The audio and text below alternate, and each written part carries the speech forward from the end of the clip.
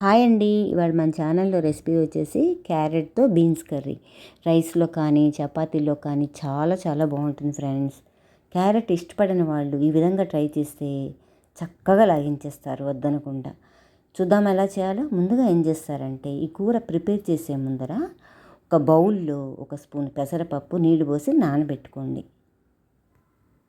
ఆ తర్వాత ఫ్రెష్గా ఉన్నటువంటి 2 క్యారెట్లని శుభ్రంగా కడిగేసేసి చెక్కు తీసేసి సన్నగా కట్ చేసి ఈ విధంగా పక్కన పెట్టుకోండి. ఒక ఉల్లిపాయని పొట్టు తీసేసి సన్నగా కట్ చేసేసి పక్కన పెట్టుకోవాలి.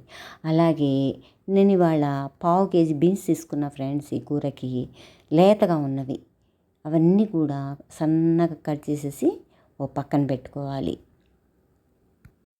క్యారెట్ బీన్స్ కూడా చాలా మంచిది బాడీకి. అసలు క్యారెట్ని తినని వాళ్ళు ఈ విధంగా ట్రై చేస్తుంటే చక్కగా లాగించి అవతల పడేస్తారు.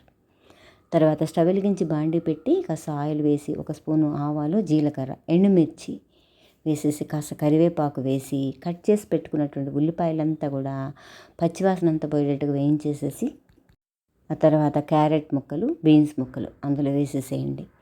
నానబెట్టుకున్నటువంటి పెసరపప్పు వేసేసి రుచికి తగ్గ సాల్టు, చిటికెడు పసుపు వేసేసి కాస్త నీళ్లు జల్లండి.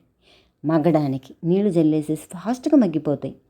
మూత పెట్టేసేసేయండి కలిపేసేసి ఆ ముక్కలన్నీ కూడా. మధ్య మధ్యలో కూర అంతా కలుపుతూ ఉండండి ముక్కలన్నీ కూడా.